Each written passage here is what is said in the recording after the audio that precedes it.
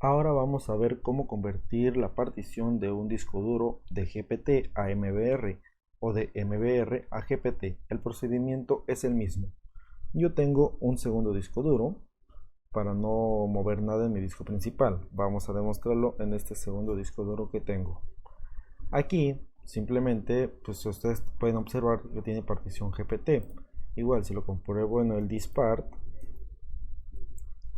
puedo ver que el disco 1 tiene partición GPT.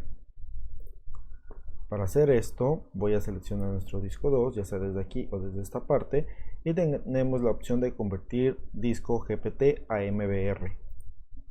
Le doy un clic y simplemente me cambia la opción aquí a MBR. Simplemente tengo que aplicar los cambios para que este cambio pueda ser procesado de manera correcta. Le voy a dar en sí y voy a empezar a trabajar en la conversión. No hay que desconectar el disco duro en el procedimiento. Como pueden ver, ha tardado solamente un poco. Le voy a dar en aceptar y puedo ver que el disco 2 que tengo yo aquí ahora se ha convertido a MBR.